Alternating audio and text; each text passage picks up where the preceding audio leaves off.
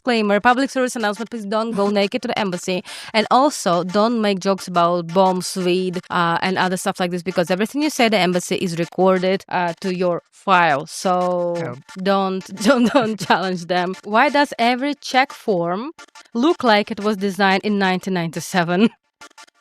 3, 2, 1. Because it was. I thought we say it at the same time. We're not vibing on that. I'm sorry. We waited there for 8 hours. We didn't really know each other that well. He was a new client. We had to stay to have something done. But after spending 8 hours together next to each other, Best friends now. we are friends. Like, it's been 10 years, right? 8 years maybe since then. We are friends. I love him so much.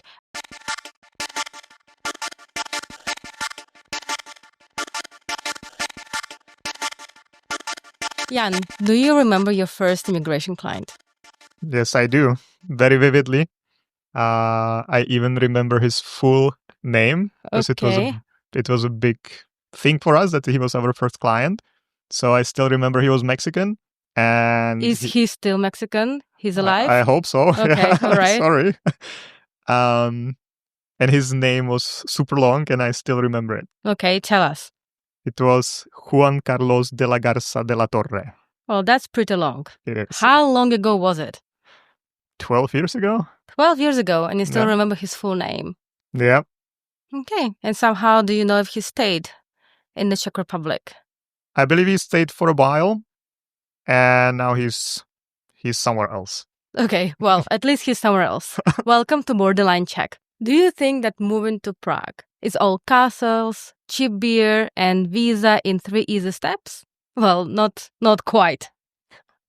Welcome to Borderline Czech, the podcast that will spill the tea on immigration, expat life, and everything that don't put into the official brochures.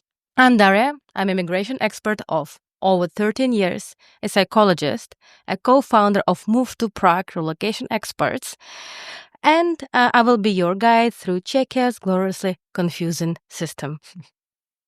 Alongside me is Jan. He is a co-founder at MoveToPrague. He is proud Czech, an eternal devil's advocate.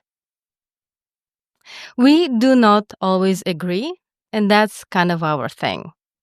So if you're planning to move here, already live here, or just love hearing foreigners and Czech people argue over paperwork and life in Czech Republic, you're in the right place. Let's dive in. Okay, let's kick off this first ever episode that you're listening to or you're watching it on YouTube. We'll start it with some fresh statistics. Now, Jan, how many foreigners live in the Czech Republic right now? Right now, around 1.1 million foreigners, which is around 10% of the whole population of the Czech Republic. Okay, so what's the whole population like? 10 million? 10 point something. Yep. Okay, well, that's a lot. That's crazy. But still, Czech Republic is not the easiest country to get a visa to, right?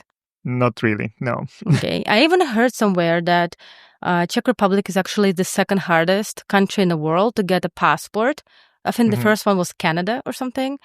Well, I know there are countries that don't allow foreigners to get passports at all, like Emirates, for example. You have to save a sheikh to receive a passport, or you have to be born there. So, like, there's absolutely no chance to get a passport. But if we're talking average countries, I think Czech Republic is one of the hardest countries to get a passport in. Yeah, unless you save the president. Well, is it like legally? It's a fast track. Is it legally funded? Like, can you actually find it in the law that you have to save the president in order to get a Czech passport? I don't think so. I don't think so either. Well, I'm currently in the process of getting the Czech passport, and it's been exactly 1 year since I applied for my passport, and they just froze my process now for unlimited period. So I could tell you from my experience, I have gone through from the very first visa 15 years ago through different multiple residency, student visas, different residency permits, to permanent residency, now getting the passport. So I've been through all of it, I feel like. But, well, let's return to the statistics. So yeah, so quite a lot of foreigners. Maybe just one question, if you remember, which one was like the hardest for you of the visas and everything? The hardest, I mean, the most bizarre was when I was waiting for my study visa for like over, I don't know, at least a year. And they kept the official processing time for a study visa extension is like 60 days. And I've been waiting for it for like at least 9 months, maybe more. And I kept calling and I kept asking, so what's the deal? How does it look? And they're like, yeah, it's in process. And the process come for like another bridge visa. For our listeners, a bridge visa is a visa you're getting while you wait to be processed. So I kept having like a lot of stickers in my passport. And then finally, when it was time to pick it up, I came to the ministry. It was in a different city. And they told me on the spot that they actually lost my entire set of documents like a year ago. So that I have to submit a whole new like set of documents. And they're like, don't worry, like you have a whole week to do that. And I was like, I don't know, I was like 19. I was like, what do you mean you lost? Like, what do... So... Sounds like fun. Sounds like fun, yes. So that was not stressful at all. And it just made me a better person. All right. Yeah, so that was probably like, it was the most bizarre thing that happened. And unfortunately, that happened still. It's good, like, it's nice that we already, like, started talking about that, because what also happened with one of our clients, that they kept calling me and asking for that client to come in and submit his health insurance card. Because that's the document you have to show in person if you have, like, government insurance.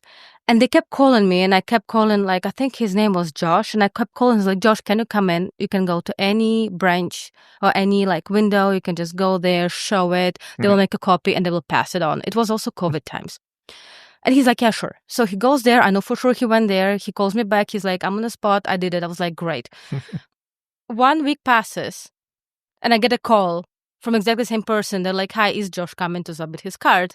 I was like, yeah, he was there a week ago. He's like, no. Like, he was there. He talked to your colleague, and I remember it was Windows 17. Okay, very specific. Yeah, I have like odd memory of like absolutely not important things. And he's like, okay, can he come in again? I was like, yeah, he can come in again. So I call him again. I was like, I'm so sorry. I feel like they just lost it within the building. Can you come in again? He's like, yeah, sure, whatever. He came in, the same situation. He gives it to someone else because that person again is not at his workplace. So he gives it to someone else. I swear, I get a call again in like 5 days. It's like, is Joe coming to go? Like, I was like, you're not for real. He was there 2 times already. Exactly. Yeah. So next time I went with him, and I made sure that person, literally, like, I went and like clapped on the window. I was like, can you please, like, this is, So they managed to lose a document within, like, was literally, so basically that person I talked with was at the counter 18. Yeah. And that person who took his card was in counter 17. That's long, 20 centimeters. Exactly. So they lost it 2 times. Yeah, but the problem with this is that if the client wasn't there himself and it happened to us, you cannot explain it. Like, yeah, we were there, we submitted that. And and they lost it, right? Yeah, exactly. The clients would not believe that. So exactly. Yeah. Yeah. It's sad. Yeah, but also, for example, with these cases, like now it's a little different. We'll definitely cover it in this episode how the immigration system changed in the last 10 years. But we do advise people to send the additional documents by post. Because when you send it by post, you at least get a confirmation that you sent it. Nobody knows what you sent, but at least you have a confirmation that you sent it. Versus when you go there in person, they don't give you any confirmation. They just take it as like, okay, bye. Yep. So you don't have any official record that you actually submitted something. And especially from like, I understand from like clients from, the more east the client is from, the more they don't believe me. Yep. I was like, no, don't go there. Like, don't, like, give it to me or send it yourself. They're like, no, I'm going to go there and give it in person. I was like, no, that's actually counterproductive. You have to send it because then you have a record, because otherwise they will lose it. Yeah, they prefer just going in person and submit it because they see it, they see the person. It's like sure thing for them. Yeah, but that's actually not the case not anymore. The best always. Yeah.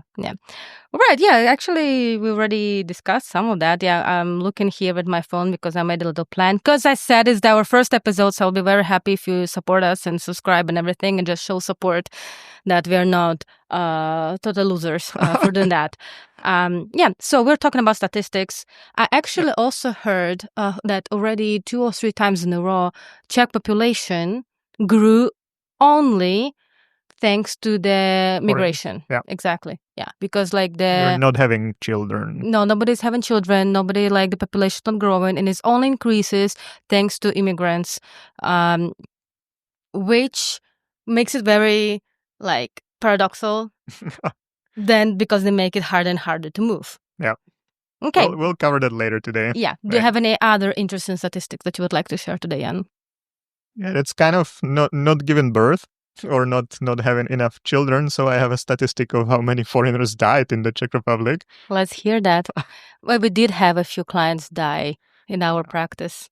But we had not exactly in the office, but I mean, not really. But we also get a lot who are giving birth and more who are reproducing than dying. Yeah, good.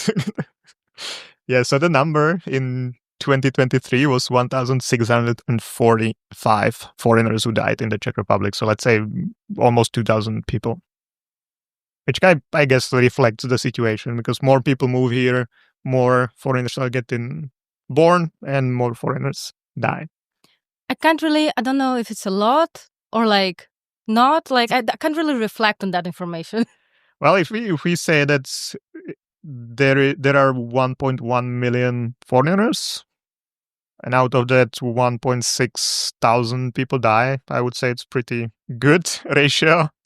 But I don't know the statistics for the Czech Republic, so I cannot compare either. Yeah. All right. But most people, or maybe the nationalities might be pretty interesting. So obviously now the biggest community of expats living in the Czech Republic are Ukrainians, with almost 600,000 people. They were always, I think they've always been the biggest. Yeah. It's just not 600,000. It was always 300, maybe 250, something like that. But now they increased to 600,000.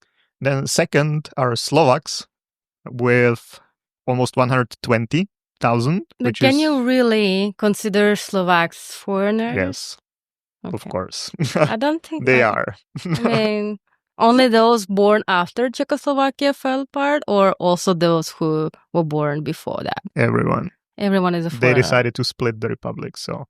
Did they? Were the Slovakians decided to split the republic? I don't think that's the topic for today's podcast, but we can touch the topic later. Somebody got in a lie. Okay, so it was 120,000. Now, the thing is with EU citizens that at this point, they don't have to get any official confirmation, the registration certificate. So it's very likely it's even more than 120,000, but this is the rough statistics. And then the third biggest group of foreigners is Vietnamese, with almost 70,000 people living here. I think this used to be way higher as well. But many of them have been here for a very long time, so they're getting Czech citizenship and everything. So yeah. With Vietnamese, actually, a lot of people ask. I don't know if they ask you, but they ask me at least why there's so many. They say Asians, but I was like, no, they're they're a specific kind of Asian. They're Vietnamese, and I'm so biased against this racial bias and ignorance. Anyway, so and people ask why are there so many Vietnamese citizens in the Czech Republic, and I will tell you why.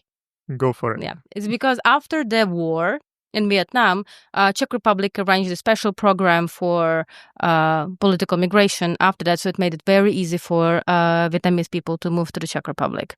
Mm-hmm. So that's why there's so many. They have so many businesses. Basically, all Vietnamese people almost, or at least used to, they have some kind of small business, a shop or a restaurant, or maybe some other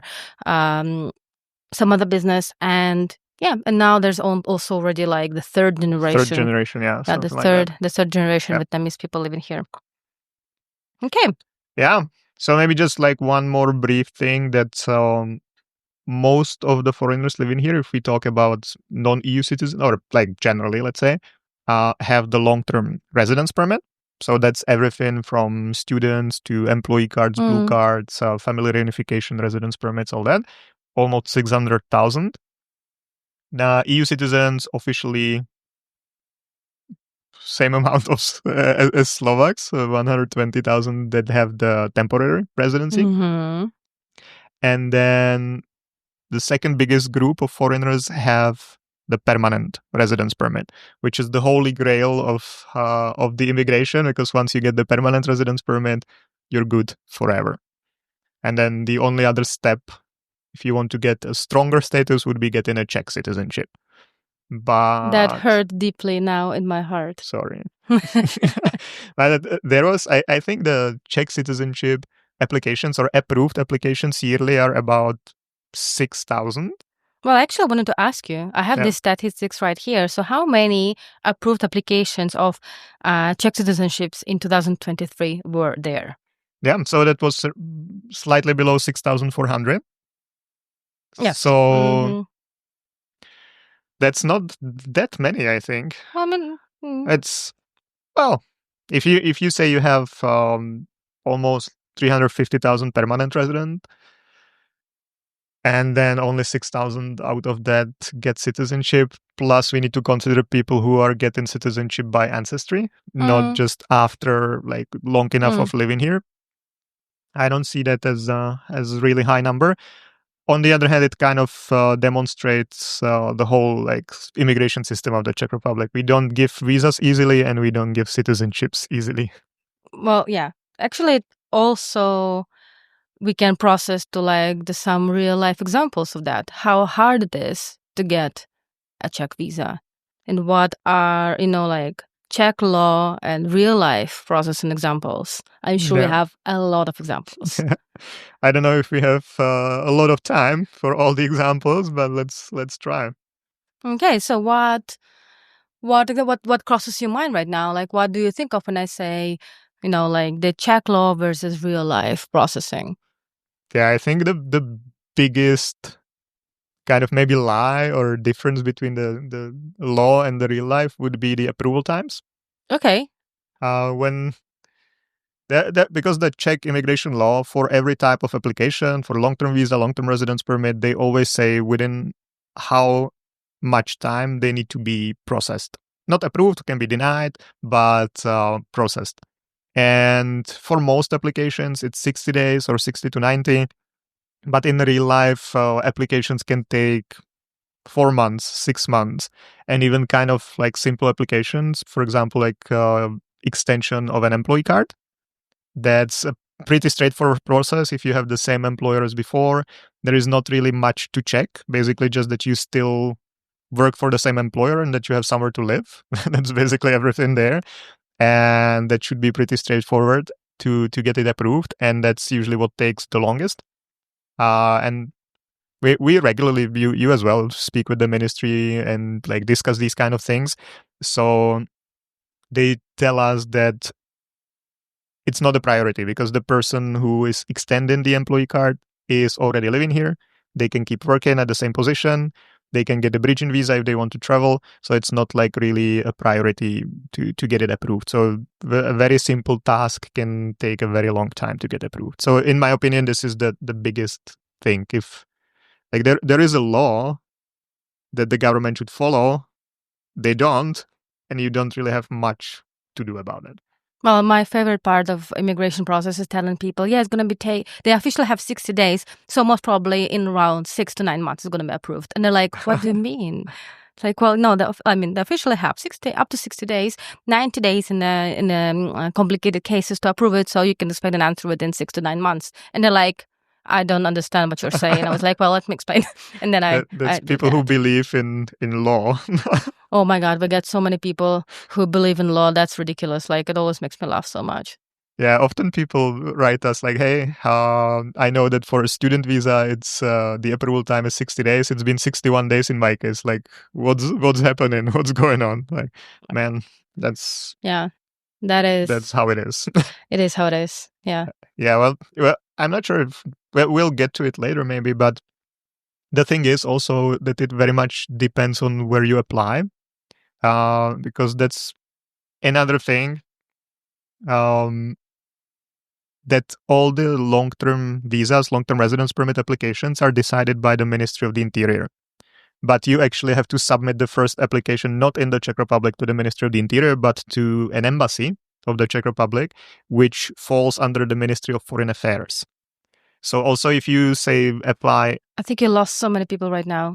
Even I'm zoning away. Okay. Yeah. So basically when you apply in an embassy, it's not the embassy that approves the application. You don't need to terrorize the embassy after 61 days of applying for the visa and asking where your visa at. They have no idea. They're the same confused as you are. They're gonna just tell you we have no idea. Just wait. Yeah. Basically, they all are sent to the Czech Republic, to the Ministry of Interior. That's actually what I was trying to get with my long story. I am. That the documents have to be sent from the embassy physically to the Czech Republic. So a couple weeks, 2-3 weeks can be lost just because the documents are traveling. No one's approving anything. It's just in an envelope and on the way to the Czech Republic.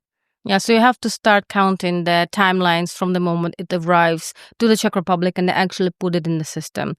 So it can be, we have some applicants from the African countries as well, and it can take as long as 30 to 40 days to even start the application to be processed. So always also count with it.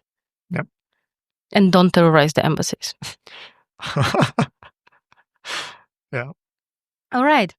Well, actually, a good point. There's so many, me and Jan, we love talking about how the Czech law sucks and how the bureaucracy system sucks. Because first of all, it does. Second, it pays us money. But I'm okay, so also side story. I always compare my job to almost to a job of a firefighter. So, I want the Czech Republic bureaucracy system to get better. I want people to speak English, and I want it to be electronic. I want it to be it was our goal when we started MoveToPrague. Was truly, with the hand of my heart, it was truly our goal to make it easier for our clients and foreigners to move here, especially because of my experience that I had, which was confusing and terrifying and everything. So it was our true goal to make it easier and more enjoyable for people. So I really, truly hope that it will improve, and every time it improves, I'm happy, but at the same time, I don't. You want the house to burn. Exactly. Yeah. I hope it doesn't improve too much. So we're still in business.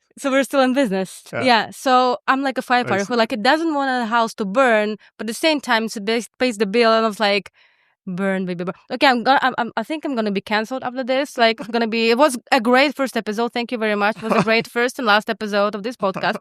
No, but really, but what I was aiming to say is that the age of also Czech immigration system is very young. If you think about it, if you compare it to German immigration system or French immigration system or US immigration system, it's been around for half a century at least, maybe more, even more, of course, depending, what exactly we understand with immigration processes. But Czech Republic as a state actually appeared in 1993, right? It's the same old as I am. Yep. Oh, fancy. Okay. So it's actually very young. And before there was communism and everything. So it's actually pretty young. So, and I think the current immigration law is from 1999.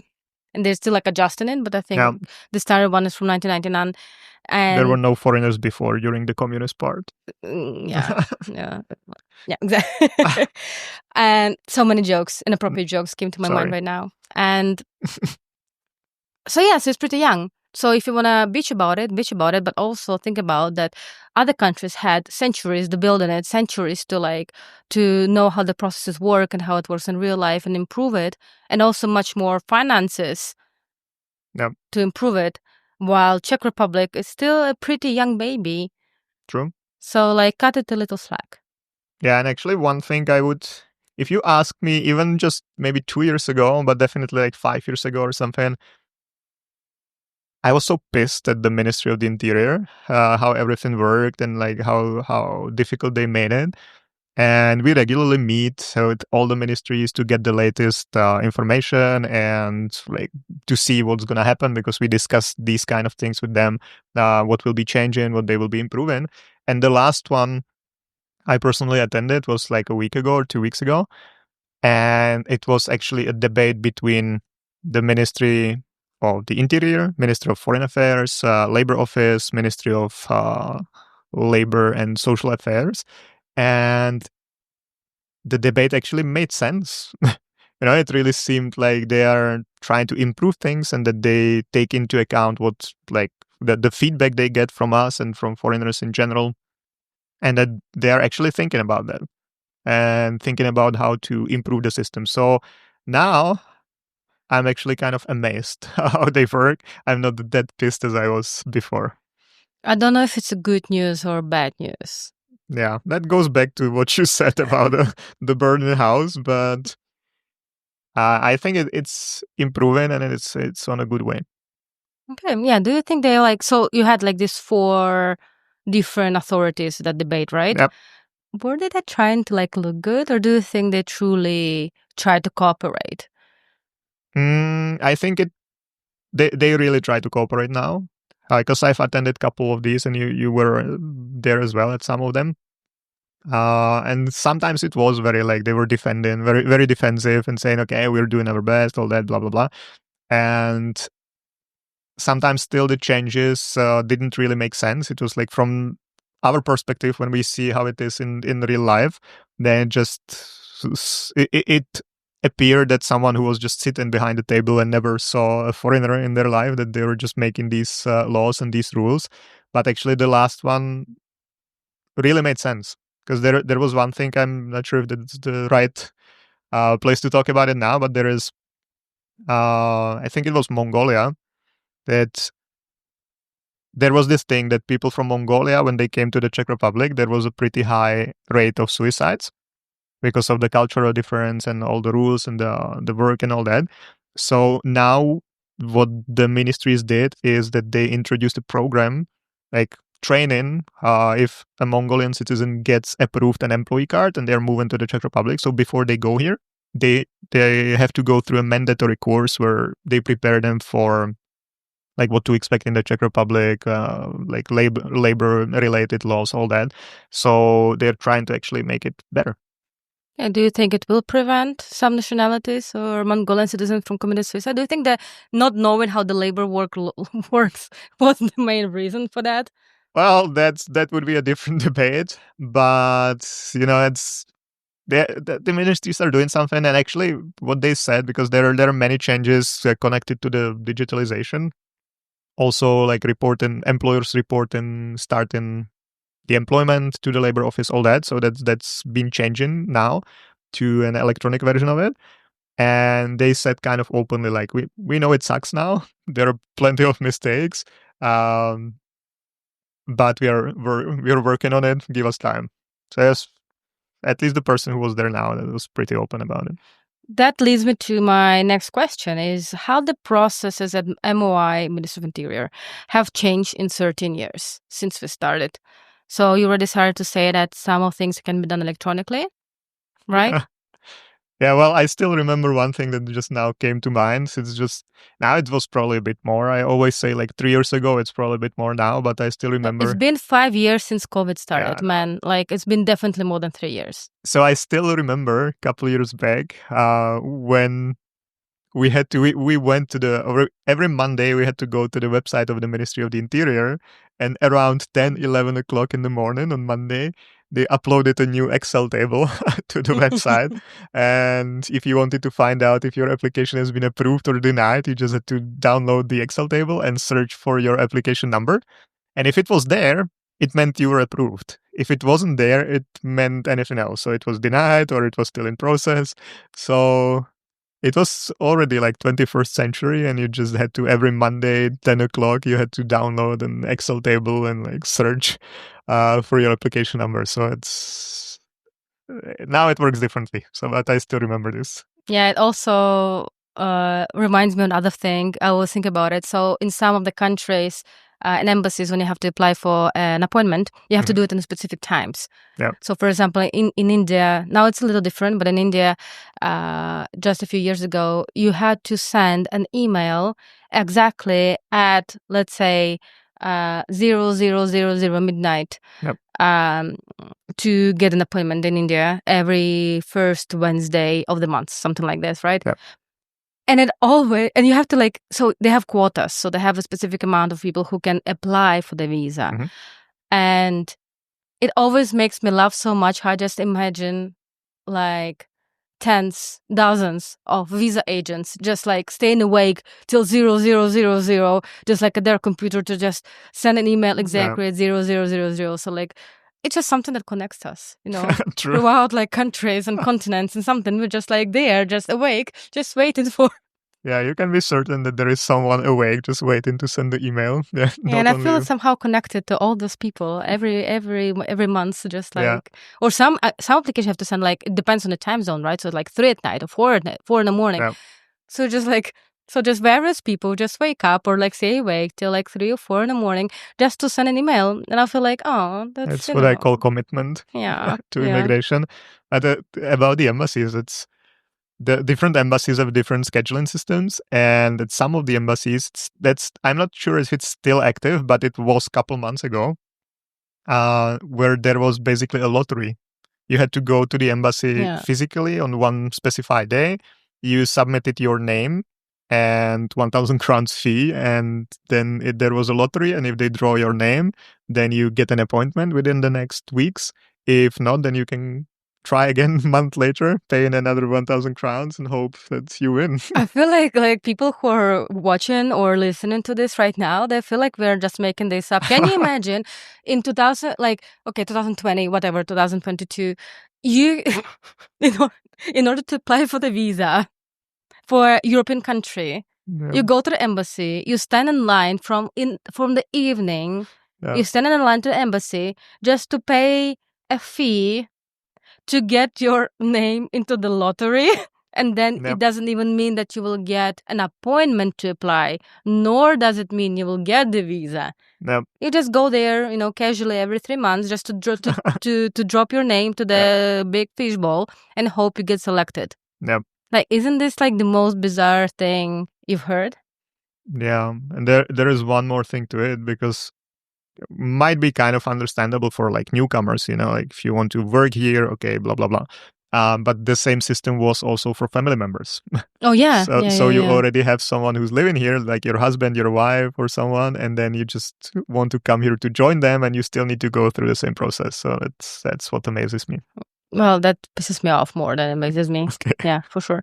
Going to quotas, also one more interesting fact. I'm just going to play a little game with people who are listening to that. So as I mentioned, there are quotas, right?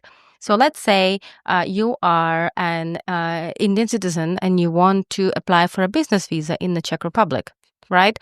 There are quotas in the embassy. Now, you can tell me how many people can apply. It doesn't mean they will get approved. How many people can apply at the embassy for the business visa in India in 1 year? I will give you a few seconds just to think about it. So can I guess as well? You can guess, yes. But you know that. I kind of know the answer. You know that, yeah. So, how many Indians there are in India. And so if you said anything right now, you probably are wrong, because during 1 year, the amount of people who can apply for the business visa in the Czech Republic are, drum rolls, 12. Wow, that's a lot. There are 12 people who can apply for a visa, for a business visa. Yeah. And I think 4 of that are reserved for some special programs. So effectively you can get 8. Yeah. But fun fact about Daria, she managed to get 3 appointments out of those 8 for one of our clients who was applying for a business visa a couple years ago, 2 years ago or something. It was a year. It was this year, I think, or last year. Yeah. Yeah. So I got 3 appointments in a row because there's some problems and that person couldn't go to the embassy. So yeah. Yeah, and also she got approved in 60 days, which is like the whole situation. Like I think she needs to buy a lottery ticket. I hope you're listening to this. You know exactly who you are, and I'm so fond of you. I love you so much. So I really hope you buy a lottery ticket, and that life just goes like amazing for you. Yeah. Anything else changed in 13 years? Something that crosses your mind? Yeah, one thing I remember, there used to be the Ministry of the Interior branch in Žižkov in Prague 3. I don't remember the street. Husitská? No. Koněvova. Koněvova, yeah, Koněvova. Wow. Wow. Wow, that's memories.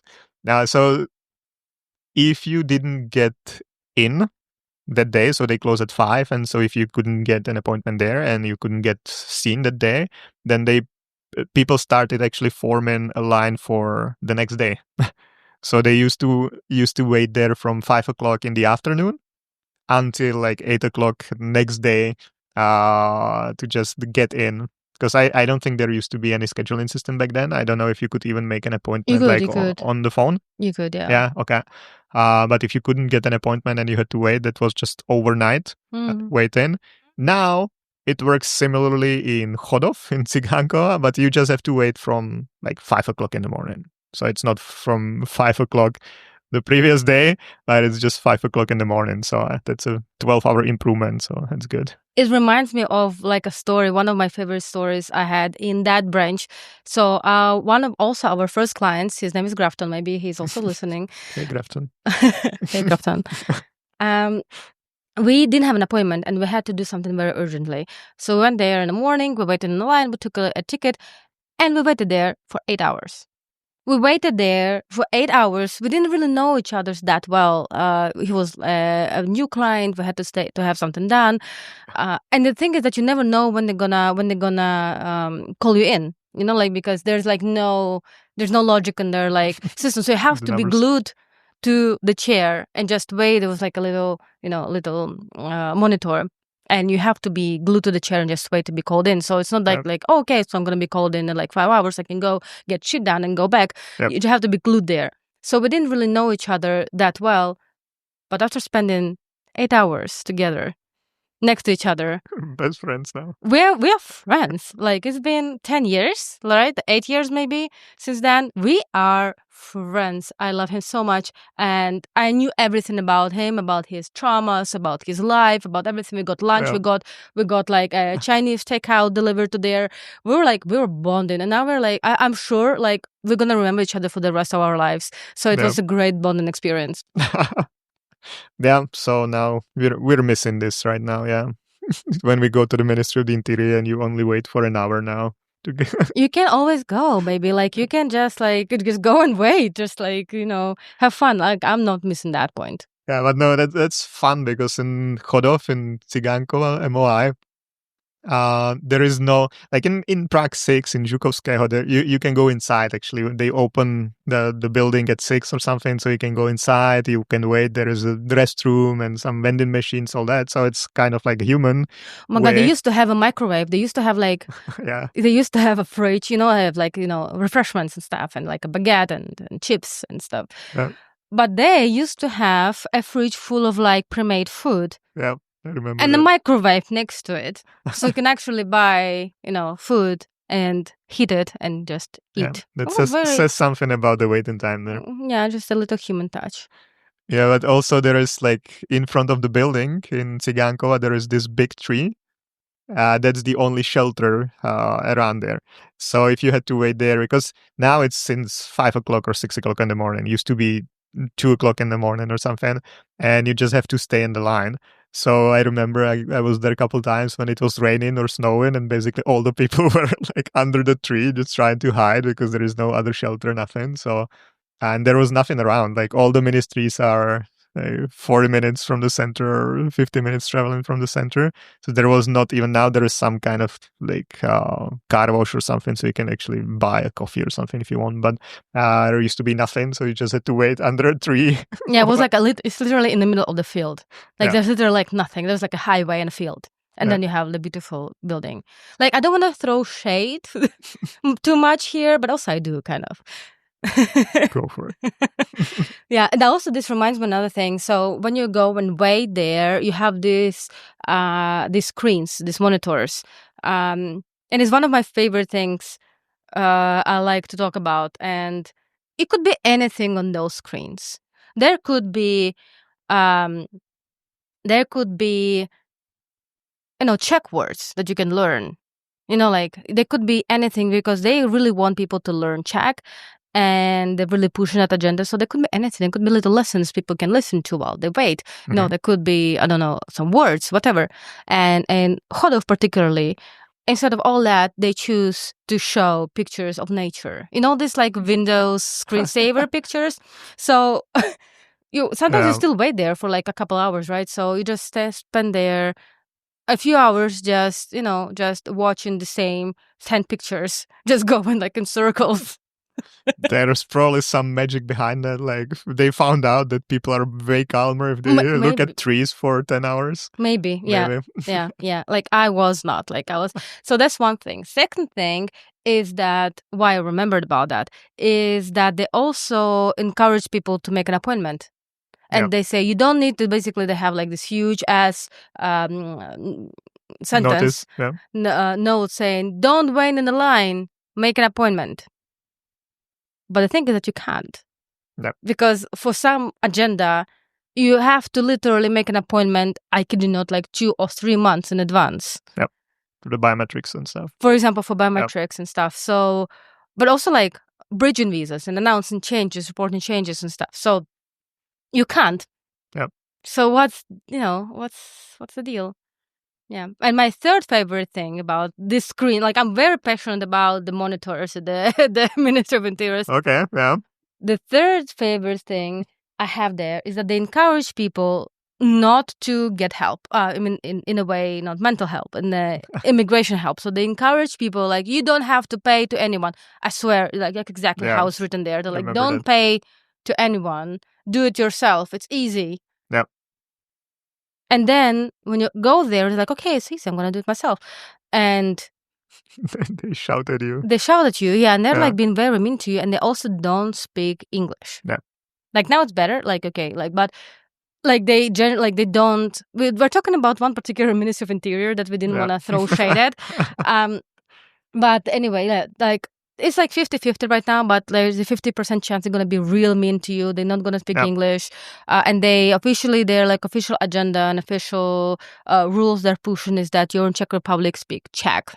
Yeah. So they encourage you not to get help. They encourage you not to get help from anyone. Just do it yourself. And then you go there and you're just screwed because they don't speak English to you and half of your documents are wrong and they shout at you and they're just like, so like that's, I mean. Yeah. I think they're not really aiming at companies like ours, for example, because there are also some kind of, on YouTube you'll see that, like, but in the podcast, you'll not see that. So how do I call it? Like, this thing, I don't know, so-called agents or like mafia or whatever, that for some nationalities, there are like groups, organized groups, let's say, that supposedly help people with all these immigration matters, but it's not really like that. It's more like if you're their slave or something, and they often keep your passports and stuff like that. So I think it's primarily aimed against these kind of companies, but it doesn't change the fact you said that if you go there yourself, you can get it done if you're lucky, or you can leave crying as some people did. Yeah, they do. Yeah, but we also found out because at MoveToPrague, we also a lot of times we have people who used to work for the Ministry of Interior, and now they work for us. We always call it going to the dark side, and they said that actually every company or representative like this have a file there and a certain reputation, and apparently we have a very good reputation. That's true. So I think that's why they cut us so much slack sometimes, like when people, don't report changes in time and stuff. I think it depends a lot also who you do it with, because it's enough that you are, nice, that you're polite, that you don't provoke a conflict. and that you're knowledgeable, that you know exactly what you're doing, that you're not just shouting and everyone, you just say, well, but and you're just reasonable with your request. And you don't take shady cases to start with, like we do not. We don't, then it really helps. Yeah, and then another thing is that if you've been in touch with us, you know that probably, but we try to be on the safe side and ideally have everything ready. It's called OCD. OCD, yeah. Yeah. We only hire people with OCD. Yeah, that's the main requirement. Yeah. Like English can be so-so, but OCD is a must. OCD is a must, yeah. Now, but if you go there and you have like out of 20 documents you need to submit, you have 3, and then you start shouting at them like that they have to accept your application, blah, blah. Of course, it doesn't create a good atmosphere. But if we go there and I don't know, like 90% of cases we have everything when we submit the application. So it also like creates a good view on us because it's easier for the ministry. They don't have to write the letter for you saying what you're missing, how much time you have. It also is good for you because the approval process goes faster. If you are not missing documents, they don't need to request some additional documents from you. So that's easier for both sides. And I think they appreciate it as well, because one thing is also that the job at the ministry must be pretty challenging. We complain like how they are bad, and especially one of the branches. Jan got worried for his position and his financial situation, so he wants to make it right. Yeah, maybe. Now, the thing is, it's especially this one branch, they really have like the waiting room is packed the whole day. And this one branch will cannot say the name. And yeah, some of the people come unprepared. Some of them try to like sneak into without an appointment, or they have like half of the documents, or they are rude, or they don't even try. So it's, yeah. No, I mean, yeah, like I get it. Like I also see it from the other side. Like there's so many. I just was there the other day at that branch, and that's your kind of name. And oh my God, these people come in there like the foreigner, the immigrants come in there. They sometimes are so rude, man. Like they're like they right away they like shouted and everything. It's like, oh, I didn't know about that. Well, it's your fucking mistake that you didn't know that. Like that's your you have to they have to know this shit. And one of my favorite stories also is that I was in the counter, with the client, everything went well. And next to me, and then, the counter next to me, there was this British guy who apparently didn't report the changes. So for those that don't know yet, you have to report changes in like accommodation, if you move, or passport, if you get married, if you change the name, you have to report this usually within 30 days to the ministry. And he did not do anything of that for like years, I've understood. And he was mad. And they can give you a fine. They can give you a fine up to 3,000 crowns. For each of the things you didn't report. And the girl behind the counter, she was nice enough. She's like, okay, I'm just going to give you like 1,000 crowns as a precaution. Fine. He was mad. He's like, you have no right to, like you don't have a law written in English. How was I supposed to know about that? He was mad. He was so rude. And I was like, shut the fuck up, man. Like, just shut the fuck up. And he's like, yeah, talk to I need to talk to your manager. Like, I'm so mad. What the fuck is this? He was, and she's like, no problem, sir. I'm going to call the manager. The manager comes in and she's like, so what seems to be the problem? And he explains, he's like, oh, I see. Okay. So you didn't report this and that. And we wanted to give you a 1,000 crown fine, which is about $40. And he's like, yeah, like that's exactly the problem. He's like, okay, let me solve that for you. Now I'm going to pay 12,000 crowns fine. So that was like that. She was my spirit animal. Like she was so great. I loved her so much for that. And he just like, don't be rude. Yeah. Don't be rude. The rudest you are, the more challenging it is also for other people, because, it's also hard to be working with people. So fucking hard. So I do have empathy for them. I just like to, distinguish being tired and burnout from being like plain arrogant and rude. As well. asshole. Yes. Like these are two very different, like the line is thin, but not that thin. So just be, considerate from like both parts.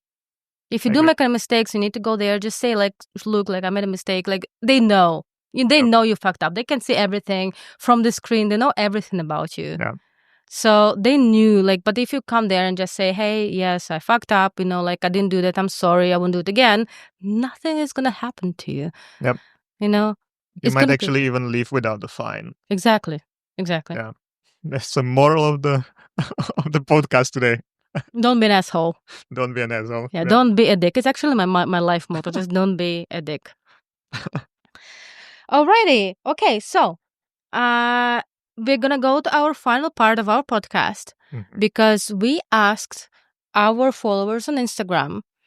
We have Instagram, we have TikTok and YouTube channel and LinkedIn, and we're just trying to be everywhere, and it's burning us the fuck out. But anyway, we ask our followers on Instagram, and we have quite a lot, to ask us some questions.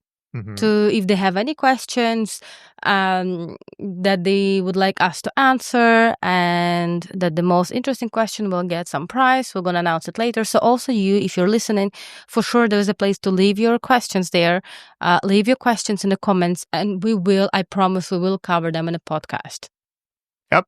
And guys, also please comment your experience with the MOI, which ones you like, you don't like. Some maybe, maybe shares the craziest story you have, like with the ministry or the foreign police or generally in the Czech Republic. Yeah, you can also because this podcast is not just about immigration specifics or laws and everything. It's basically about just moving here and living here in expat and how it changes and how it changes your perspective. We're going to cover so many other topics in the future, but this one is like an introductory one. We just need to get... Can you name some of the future topics? Sure, yeah. So what you can look for, you can definitely look forward to some myths about the Czech Republic and Prague and moving here, when people assume it's going to be like and how it is actually like.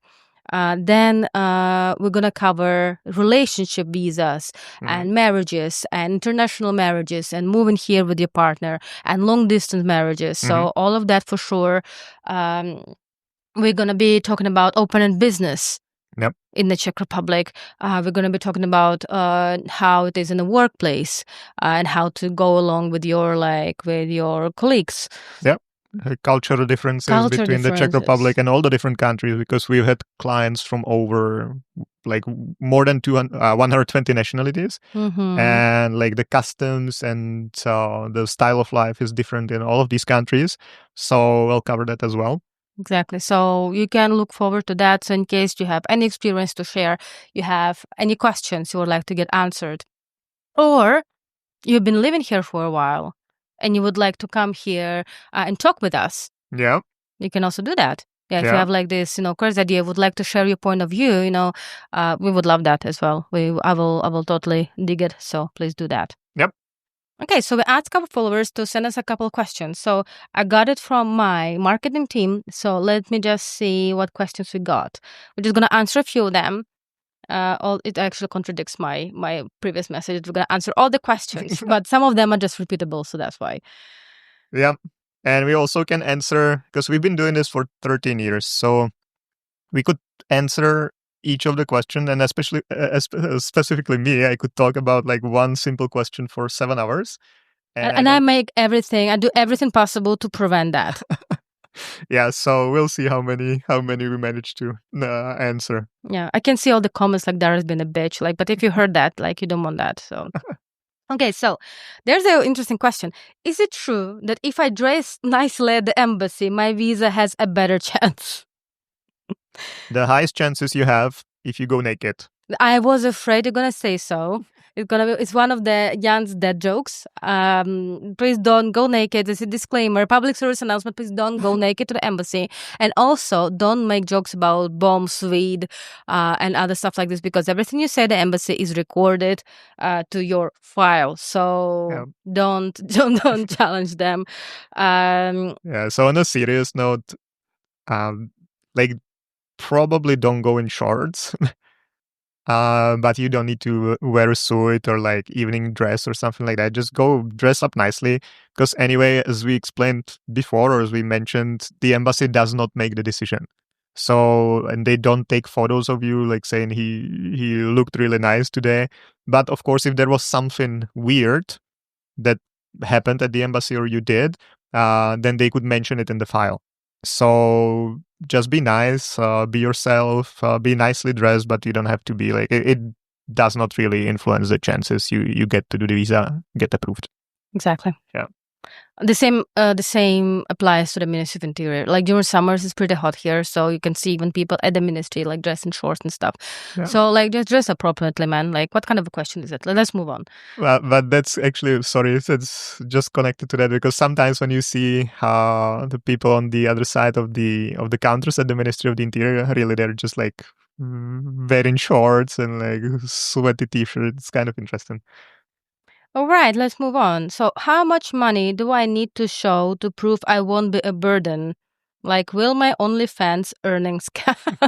Okay, that's a nice question. Well, depends how popular your OnlyFans is. For different visa types, you have to show different amounts of money. Usually you have to show for the visas, you have to show that you have a certain amount of money on your bank account. Usually it's approximately around 150,000 crowns, or depends for how long you apply for the visa. I don't want to get into specifics. Don't look at me with these eyes, Jan, like this. We're not doing the specifics right now. It's going to be boring as fuck, so we're not doing that. But let's say approximately 150,000 crowns for 1 year, depending on the visa type, or if you're applying for the residence permit, which is a higher level of the visa, you have to show that you've been making enough money on a monthly basis, which basically needs to cover your rent and your basic living expenses. That's actually it's one of the things we can also discuss. I think we'll be discussing it in the business visa and residency podcast, because it's also quite a heated story about finances. And also depends on like where you live, what city of the Czech Republic, and how many family members are in your household. So it can get pretty complicated. Now, why does every Czech form look like it was designed in 1997? 3, 2, 1. Because it was. I thought we say it at the same time. We're not vibing on that. I'm sorry. Well, to be exact, it was designed in 1999, as mentioned previously. Yeah, a lot of things so you have these forms that you have to fill, and some of the forms for EU citizens, they actually can already fill online. Yeah, in PDF. In PDF. Yeah. It was one of the sexiest times when they introduced it. But a lot of forms, majority of the forms, you have to fill by hand. And there's you have this, people who are watching right now, you have these fields, and you have to do in the capital letters, and you have to write it in. Yep. And sometimes, especially if the addresses, they are longer than the amount of empty spaces to write the address in. And clients, a lot of times when they fill it themselves and they bring it to us to check, they always are quite anxious about it. It's it didn't fit and everything. Yep. And I was like, man, so you have to know that they do not scan those forms. It's not it's automatic. They're gonna scan it and they're gonna everything just gonna appear in the system. They type it in. Yep. Dude, they type it in manually. So nobody cares if it fit or not, because they manually type it in back to the system. So just nobody cares. Yeah, and it's fun because I hate filling these forms in hand. So I try to do everything electronically. And some of the forms, for example, for the long-term visa, you can fill half of the fields that you can actually write into that, and half of the fields are just you cannot write into that. So you need to get creative. So it's they're pretty old, the forms. Is it true that you can just show up and get a freelance visa if you say you're an artist? No. Business visa is one of the hardest visas to get, I would say. Yeah, well, that's a pretty complex topic. That's exactly the topic I could talk about for hours now. But the business visa, as you mentioned, is one of the most difficult to get. And it gets more difficult depending on your nationality. For some nationalities, it's easier. For some nationalities, it's more complicated. And also, you need to kind of have a reason to be in the Czech Republic. So if you are an artist and you're somehow linked to the Czech Republic, so you will be opening a gallery here, or you will be performing here on a regular basis or something like that, and you can prove it, and ideally someone else can confirm that on paper, so like a theater or something you'll be acting for, then you potentially have a chance. But if you're an artist who does things online or who's not really tied to the Czech Republic in any way, then it would be very difficult. Okay, now, how often do immigration laws actually change? Like, should I even bother planning? They do change. They usually get updated every 2 years. Yeah, every odd year. Yeah, so it was 2019, 21, 23. Should be updated 25 as well, but we'll see about that because the government will be changing. So that will probably be postponed. But we'll see if just postponed to later this year or maybe to 2026.